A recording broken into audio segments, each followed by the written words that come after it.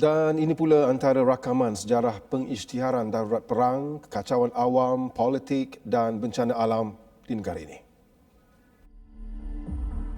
Darurat 1948 hingga 1960 merupakan satu titik hitam dalam sejarah semenanjung Tanah Melayu setelah berlakunya peperangan terbuka antara pihak kerajaan dengan Parti Komunis Malaya yang melibatkan semua lapisan rakyat Tanah Melayu.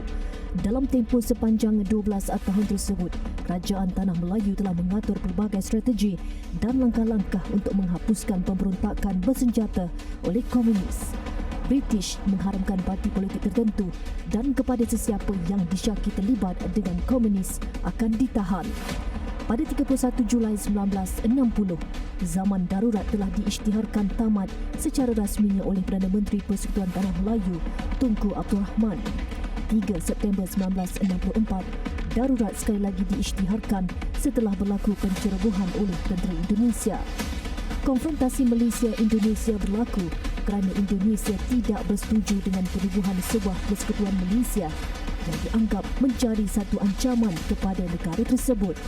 Beberapa serangan telah berlaku dan akhirnya pada 11 Ogos 1966, Suharto setuju untuk menamatkan konfrontasi. Sarawak darurat pada 14 September 1966 dalam usaha menyingkirkan Stephen Kalong Ningkan sebagai Ketua Menteri. Dalam sejarah itu, Parlimen menggubal Akta Darurat, Perlembagaan Persekutuan dan Perlembagaan Sarawak 1966 yang memberikan kuasa mutlak kepada Governor Sarawak dan kuasa untuk mengadakan Majlis Negeri tanpa nasihat Ketua Menteri. 23 September 1966, Majlis Negeri telah bersidang dan undi tidak percaya diluluskan serta Kalong Ningkan berjaya disingkirkan sebagai Ketua Menteri. Darurat 15 Mei 1969 mungkin tidak akan dilupakan rakyat Malaysia setelah seluruh negara diisytihar darurat disebabkan kerusuhan kaum.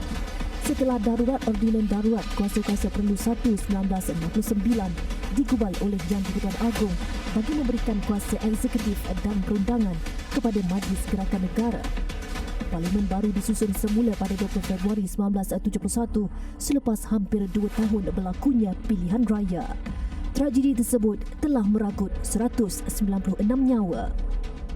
Selepas Sarawak, Kelantan pula diisytiharkan darurat politik pada 8 November 1977 setelah Muhammad Nasir tidak mahu meletakkan jawatan sebagai Menteri Besar.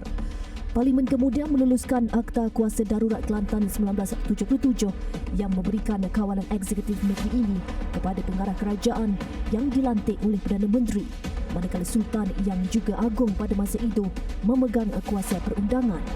Muhammad Nasir kekal sebagai Menteri Besar sehingga pilihan raya Kelantan pada 1978. Selain darurat politik dan kaum, Malaysia juga pernah diisytiharkan darurat kerana jerebu yang melampau. Pada 1997, 2005 dan 2013, Sarawak, Selangor dan Johor diisytihar darurat di beberapa wilayah tertentu kerana pencemaran udara mencapai status sangat tidak sihat. Orang ramai diarah tinggal di dalam rumah dan operasi bagi sektor perkhidmatan awam dan swasta yang tidak penting diarah tutup.